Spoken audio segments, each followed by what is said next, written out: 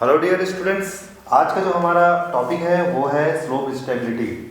सबसे पहले तो मेरे जो वीडियो रहेंगे काफ़ी छोटे छोटे रहेंगे ताकि आपको बहुत आसान तरीके से समझ में आए, पहली चीज़। दूसरी सबसे इम्पॉर्टेंट चीज़ ये कि मेरी जो मैंने अपने जो चैनल है मेरा ये सिविल इंजीनियरिंग वाला, इस पर मैं प्लेलिस्ट बनाया है, तो उससे यूनिट वाइज आप देख सकते हैं। जैसे कि अभी स्टेबिलिटी ऑफ स्लोप हम शुरू कर रहे हैं, इससे पहले मैंने फ्रिक्शन सर्कल मेथड वीडियो बनाया जिसमें बहुत सारे सब्सक्राइबर भी आए। तो इस तरीके से यूनिट वाइज चीज़ें रहेगी। तो कुछ चीज़ें अगर रैंडमली भी बना रहा हूँ तो उसको मैं प्ले लिस्ट में डाल दूंगा। जैसे पिछला जो टॉपिक था शियर स्ट्रेंथ से संबंधित था, तो वो अलग से उसकी प्ले लिस्ट बनी हुई है, तो इससे आप लोगों को भी आसानी होगी। तो चलिए आज हम जियो टेक्निकल 2, जनरली बहुत सारी यूनिवर्सिटी हो गई है, बहुत सारी जगहों पर जियो टेक्निकल 2 में इसको पढ़ते हैं, स्टेबिलिटी ऑफ स्लोप में। तो सबसे पहले तो हम लोग इसको ब्रीफ इंट्रोडक्शन देखेंगे कि what is the exact meaning of slope stability. Slope stability का कहने का मतलब ये है कि एक्चुअल प्रैक्टिकल एग्जांपल जब आप हम देखते हैं, जैसा कि आप इमेज पर देख पा रहे हैं, रेल रोड क्रॉसिंग हो गई जहाँ पर ओवरब्रिज नहीं बनाना है, तो एक एम्बैगमेंट या अर्थवर्क वाला स्ट्रक्चर होता है दोनों साइड, धीरे धीरे धीरे करके वो पर्टिकुलर स्लोप में ऊपर उठता है और उसके बाद एक बड़ा सा जो स्पान होता है या कह लीजिए ब्रिज कह लीजिए, वो रहता है और नीचे से रेल क्रॉसिंग होती है या रोड की क्रॉसिंग होती है। तो ऐसे स्ट्रक्चर बहुत सारी जगह बन रहे हैं। जनरली जो नेशनल हाईवे होते हैं, तो जो national highway authority of India है वो इसी तरीके से प्रीफर कर रही है कि इस टाइप से अर्थ एम्बैगमेंट रहे कि केवल मिट्टी को ला के हम डंप करें, कॉम्पैक्ट करें और बहुत आसान तरीके से उस प्रोजेक्ट को कंप्लीट करें। क्योंकि अगर आप पिलर वाले या बड़े फ्लाईओवर ब्रिज बनाएंगे तो फिर आपको ज़्यादा कॉस्ट देना पड़ेगा और समय भी ज़्यादा लगेगा, क्योंकि क्यूरिंग प्रोसेस रहती है। तो इस तरीके से इस टाइप के एम्बैगमेंट स्ट्रक्चर रहते हैं। तो ये नेचुरल भी हो सकते हैं, मैन मेड भी हो सकते हैं। नेचुरल कहने का मतलब ये है कि नेचुरल में भी इस तरीके से स्लोप होते हैं, जैसे कि आप माउंटेन एरिया में जाओगे तो वो भी एक तरह का स्लोप है, नेचुरल स्लोप है। और जो मैन मेड होते हैं, मैन मेड जनरली हम बनाते हैं रेलवे ट्रैक के लिए भी हम बनाते हैं, जैसा कि आपको ये रेलवे ट्रैक दिखाई दे रहा होगा, तो ये भी एक तरह का स्लोप है। अब महत्वपूर्ण या इम्पॉर्टेंट बात ये है कि इसकी स्टेबिलिटी कैसे हम एनालाइज करें, कैसे हमको पता चले कि हाँ ये स्लोप ज़्यादा अच्छा है और आगे जो फर्दर फ्यूचर में इसमें कोई कॉम्प्लिकेशन नहीं आएगा या फिर डैमेज नहीं होगा। तो चलिए वन बाय वन हम पहले स्टडी करते हैं। सबसे पहले हम लोग देखते हैं कि slope stability. There are 2 types of slope, finite slope, infinite slope. Finite slope generally इसका जो आपका प्रॉपर्टीज़ होता है वो सर्टेन लेवल तक रहता है, उसी की हम स्टडी करते हैं एक सर्टेन डिस्टेंस तक, हम उसको एक्सटेंड नहीं करते हैं ज़्यादा दूर तक। और इनफाइनाइट में ये होता है कि एक लार्ज डिस्टेंस तक एक्सटेंड हम करते हैं। तो जनरली जो हमारा मेन मेड स्ट्रक्चर होता है वो फाइनाइट में आता है, ठीक है। इनफाइनाइट में क्या है, नेचुरल जो स्ट्रक्चर हो गए वो इनफाइनाइट में आ जाएंगे। तो इसके 2 टाइप्स होते हैं। मेरे जो वीडियो में रहेंगे बिल्कुल ब्रीफ में चीज़ें रहेंगी ताकि आपको आसान तरीके से समझ में आए। बुक में सारी चीज़ अवेलेबल है, बुक पढ़िए या आपके कॉलेज में जो पढ़ाई हो रही है, लेकिन यहाँ पर मैं बिल्कुल ब्रीफ में बातें करूँगा ताकि आपको बहुत आसान तरीके से कोई जो टिप्स ट्रिक है वो आपको पता चल सके। तो एम्बैगमेंट में इसका यूज़ होता है। अब उसके बाद सबसे इंपॉर्टेंट होता है, जो सबसे पहला यूनिट में सबसे इंपॉर्टेंट पार्ट होता है वो होता है derive the equation of slope stability. उसको कैसे हम एनालिसिस करें, कैसे उसको समझे, इस वीडियो पर हम देखते हैं, इस डेरिवेशन पे देखते हैं। सबसे पहले आपको इमेजिन करना पड़ेगा, ये जो है ये इनफाइनाइट स्लोप का है, ठीक है। ये है एग्जांपल, मैंने लिखा नहीं है, ये इनफाइनाइट स्लोप का आपका एग्जांपल है। तो इनफाइनाइट स्लोप, ठीक।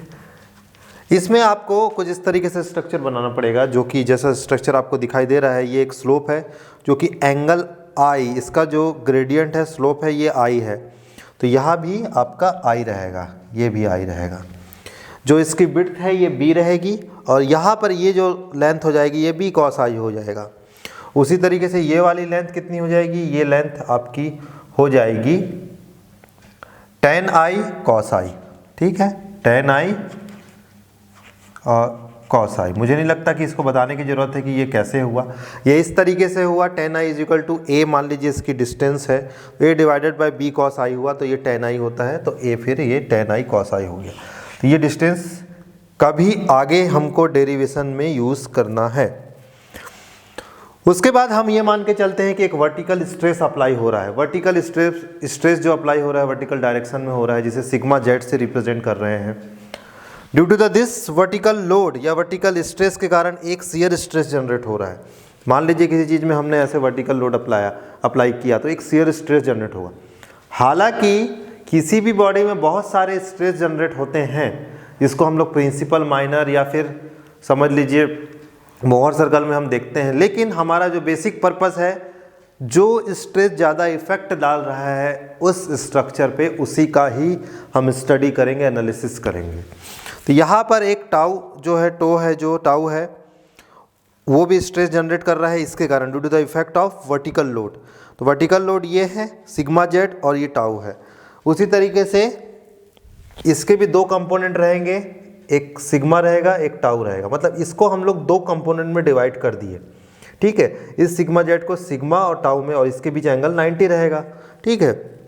तो इस तरीके से अब चलिए weight of prism. Weight of prism मतलब इसका टोटल वेट कितना आ रहा है, ठीक है। तो जनरली हम जो कंसीडर किए हैं, इस तरफ जो डायमेंशन आपका है ये 2D में चल रहा है, 3D में नहीं है। 3D में भी अगर आप मानोगे तो आप अंदर की तरफ अगर जा रहे हो तो उसको 1 मीटर आपका ले रहा है। मैं चलिए एक एग्जांपल के थ्रू आपको समझाता हूँ। ये एक बुक है, इस बुक की जो ये है ये B है, ठीक है। इसकी जो लेंथ है ये टोटल B है, लेकिन हम इसको जो कंसीडर है ये 1 कर रहे हैं, 1 मीटर कर रहे हैं, तो हमारा जो कैलकुलेशन है आसान हो जाता है उससे। तो बहुत बार आपको डेरिवेशन में यूनिट लेना पड़ता है, 1 लेके कंसीडर करना पड़ता है, ताकि हमारा जो इक्वेशन हमको मिले हमारे कन्वीनियंट के हिसाब से मिले। और कई चीज़ें हम लोग यूनिट 1 पे कंसीडर करके करते हैं, तो कोई नुकसान नहीं है उसका। तो वेट ऑफ प्रिज्म में क्या करेंगे, वेट ऑफ प्रिज्म में हम करेंगे आपका यूनिट वेट ऑफ सॉइल। इसकी what is the unit of this terms, kilo Newton या फिर समझ लीजिए किलोग्राम, जो भी आपको लेना है, metre cube multiply volume. Volume मतलब वॉल्यूम की यूनिट मीटर क्यूब, ये कैंसिल आउट हो जाएगा, तो हमारा जो वेट आएगा वो किलो न्यूटन में आएगा। लेकिन यहाँ पर जो बी है, जेड है, ये है आपका मीटर में और बी है मीटर स्क्वायर, मीटर में। ये दोनों मीटर मीटर हुआ, क्योंकि ये जो बी कॉस आई हम ले रहे हैं, ये वाला बी कॉस आई ले रहे हैं, तो मीटर स्क्वायर हो गया। लेकिन जो 1 है वो छुपा हुआ है, एक्चुअल में ये वॉल्यूम है, तो 1 छुपा हुआ है। मैंने आपको बताया था ना कि अंदर की तरफ वाला 1 लेना है, तो वो कैंसिल आउट हो जाएगा। तो उस वजह से जो हमारा वैल्यू आएगी वो किलो न्यूटन या केजी में आएगी। तो इस तरीके से वर्टिकल लोड की जो वैल्यू हम कैलकुलेट करेंगे, वेट पहले हमको कैलकुलेट हो जाएगा गामा जेड बी कॉस आई, ठीक है। उसके बाद वर्टिकल लोड या वर्टिकल स्ट्रेस आपको कैलकुलेट करना है। तो इसको हम लोग वर्टिकल लोड ना बोल के, इसको मैं गलती से लिख दिया, इसको स्ट्रेस लिखते हैं। तो ये आपका स्ट्रेस है, तो ये वर्टिकल स्ट्रेस होगा W divided by area. Weight जो है gamma z b cos i है, और ये एरिया कैसे निकलेगा, एरिया ऐसे निकलेगा कि ये जो B है, ये B है, B इंटू 1 अंदर की तरफ वाला, उसको 1 ले रहे हैं, तो यहाँ 1 लिए, कैंसल आउट हो गई, ये गामा जेड कॉस आई हो जाएगा। उसी तरीके से इस सिग्मा जेड के दो कंपोनेंट बन रहे हैं, एक सिग्मा बन रहा है और एक टाउ बन रहा है। एक आपका वर्टिकल स्ट्रेस, मतलब ये वाला स्ट्रेस, वर्टिकल स्ट्रेस के कारण एक कंपोनेंट इस डायरेक्शन में बन रहा है, क्योंकि हम जो स्ट्रेस लेंगे, हमारा जो मेन एम ये है कि हम लोग उसी के डायरेक्शन में ले जिस डायरेक्शन में स्लोप है आई एंगल में। इसीलिए हम लोग ये अलग से सिग्मा और टाउ फाइंड कर रहे हैं। Sigma is equal to sigma Z cos I हो गया, ठीक है। इसको आप बिल्कुल, मैं ये बोलना चाहूँगा आपसे कि आप ये कंपोनेंट को ज़्यादा मत छेड़िए, थोड़ा सा आपको याद रखिए, क्योंकि इसमें आप करोगे तो बात वही बराबर है कि आप इसके दो कंपोनेंट करोगे तो यही आने वाला है, लेकिन क्यों उसमें टाइम वेस्ट करेंगे आप। तो sigma is equal to sigma Z cos i, tau जो है सिग्मा जेड साइन आई। तो ये जो सिग्मा जेड है, ये वर्टिकल वाला, वर्टिकल स्ट्रेस वाला, उसको यहाँ पर आप पुट कर देंगे तो हमारी दो वैल्यू आपको इस टर्म में मिल जाएगी, ये ठीक है, ये मिल गई। उसके बाद अब यहाँ पर आके आप आगे बढ़ेंगे। अब देखिए बिल्कुल नया टर्म आ गया, factor of safety. Factor of safety जो होता है वो यूनिट लेस क्वांटिटी होता है।